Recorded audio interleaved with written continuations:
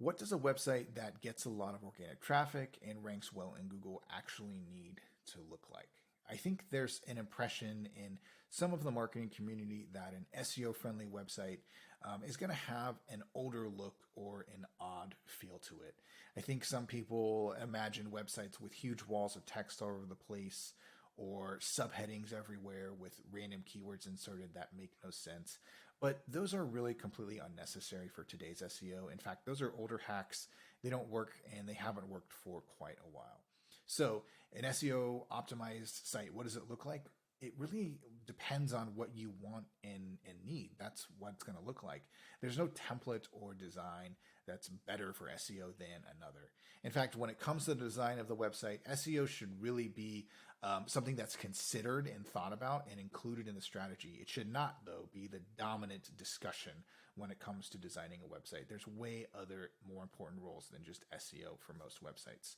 So I've got some tips here that I'll go over. I'll also link to a blog where I talk about this more in depth.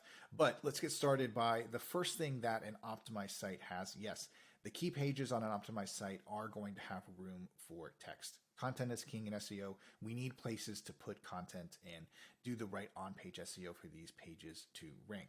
However, these pages play a much bigger role in the company than just getting more keywords and more SEO. They have to serve the role of helping marketing teams and sales teams, customer support and retention teams, lead generation. All of those things need to be considered, of course, as well.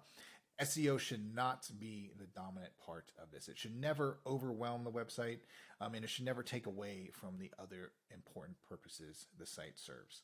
So the second thing that an optimized site is going to have, it should load quickly. It should be responsive. However, we don't have to take all the code or remove all the third-party libraries from the website in order for it to have good SEO. There's plenty of technical SEO strategies and loading strategies for larger files.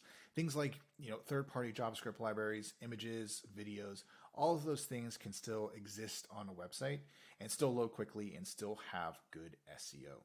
So the final part is navigation. Now, navigation is a huge part of a good website, and it's a huge part of SEO.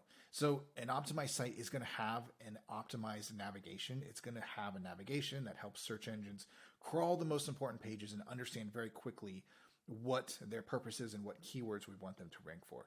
That being said, we don't have to have internal links all over the place for every single little keyword. We don't need 500 footer links. We don't need hidden text on the page. Again, those hacks, they don't really work anymore, haven't worked for a while. There's much more important things for good SEO than trying these, behind the scenes little tactics that don't really matter. So I think good website design and good SEO go hand in hand. I think there's a huge part of SEO that needs to be thought about when designing a website. It doesn't need to be the dominant thing, but I think there's nothing wrong with considering SEO heavily when building out a new website and when designing it. You're only going to find that it's a win-win when you do that the right way.